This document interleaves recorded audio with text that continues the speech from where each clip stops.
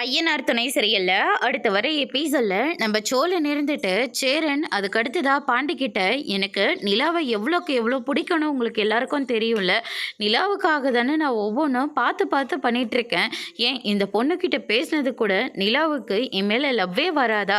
தான் புருஷன் அடுத்த பொண்ணுக்கிட்ட பேசுகிறான்னு அவளுக்கு தோணவே தோணாதா? அப்பயாவது அவள் மனசில் இருக்கிறது என்கிட்ட வந்து சொல்ல மாட்டாளான்னு நினச்சிக்கிட்டு தானே அந்த பொண்ணுக்கிட்டேயே நான் பேசவே ஆரம்பித்தேன்.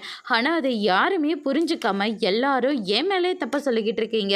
அந்த பொண்ணுக்கிட்ட ஃப்ரெண்ட்லியாக தான் நான் பேசினேன். ஆனால் அந்த பொண்ணு தான் தப்பாக புரிஞ்சுக்கிட்டு லவ்னு என்னென்னமோ சொல்லிடுச்சு. அதை சமாளிக்கிறதுக்காக நானும் என்னென்னமோ பண்ணிட்டேன். ஆனால் நீங்கள் எல்லாரும் அந்த பொண்ணை என் கூட சேர்த்து வச்சுட்டு நிலவை வீட்டை விட்டு வெளியே போக சொல்ல குறையா பேசிக்கிட்டு இருக்கீங்க அப்படின்னு சொல்லிட்டு சோழன் வந்து பயங்கரமாக சத்தம் போடுறாங்க. இந்த பக்கம் நம்ம நிலா இருந்துட்டு காயத்ரியை பார்க்கறதுக்காக போகிறாங்க. நான் சோழனோட ஒய்ஃப் நிலா வந்திருக்கேன், கதவை தொடங்க அப்படின்ற மாதிரி சொல்லிடுறாங்க. நீங்கள் உண்மையாகவே சோழனை லவ் பண்ணுறீங்களா அப்படின்னு சொல்லிட்டு கேட்கவும் அவரை நான் கல்யாணம் பண்ணிக்கணும்னு ஆசைப்பட்டேன் அப்படின்னு சொல்லிட்டு நம்ம காயத்ரி வந்து அவங்க மனசில் என்ன இருக்கோ அதை நிலா கிட்ட சொல்கிறாங்க. அதோட இன்னைக்கான பிரம்பு முடிச்சிருக்காங்க. இனி நிலா என்ன முடிவு எடுக்க போகிறாங்கன்றத வரப்போகிற எபிசோடில் பார்க்கலாம். தேங்க்யூ.